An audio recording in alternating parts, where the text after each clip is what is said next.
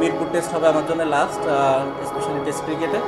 আমি যেটা বললাম যে লাস্ট টেস্ট ম্যাচে আমি অনেক ভালো ফিল করেছি ব্যাটিংয়ে, দুইটা ইনিংসেই খুব ভালো ব্যাটিং করছিলাম, আনফর্চুনেটলি বড় করতে পারিনি। সো সেই জায়গা থেকে চেষ্টা থাকবে যে। সংবাদ জনতার আজকের শীর্ষ সংবাদে রয়েছে অবসরে গেলেন সাকিব আল হাসান, কেন এরকম সিদ্ধান্ত নিলেন হঠাৎ, জানতে অবশ্যই শেষ পর্যন্ত থাকুন।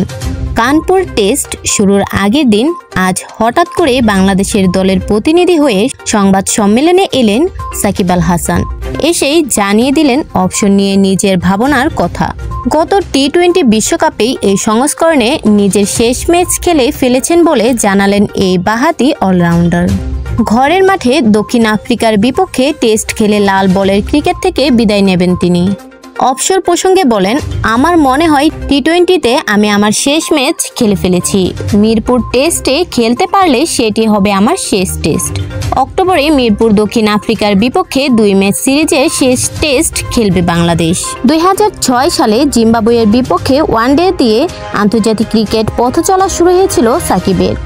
ওই বছরই একই দলের বিপক্ষে সীমিত ওভারের অন্য সংস্করণ টি-20তে অভিষেক হয় তার। পরের বছর ভারতের বিপক্ষে চট্টগ্রাম টেস্ট দিয়ে চক্রপূরণ হয় বাংলাদেশি অলরাউন্ডারের। সেই শুরু, এরপর বাংলাদেশ ক্রিকেটের অবিচ্ছেদ্য অংশ হন তিনি।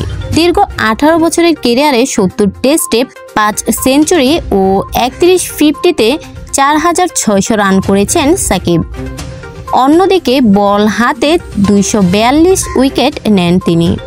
ঘরের মাঠে দক্ষিণ আফ্রিকার বিপক্ষে সিরিজ শেষে যেহেতু দীর্ঘ সংস্করণের ক্রিকেট ছাড়বেন, সেহেতু তার রান ও উইকেটের সংখ্যা আরও বাড়বে। তবে 129টি ম্যাচেই থেমে গেছে তার টি-20 ক্রিকেট। আর আগামী চ্যাম্পিয়ন্স ট্রফি পর্যন্ত হয়তো ওয়ানডে সংস্করণে পাওয়া যাবে তাকে। এক সাক্ষাৎকারে নিজেই এমনটি জানিয়েছেন সাকিব।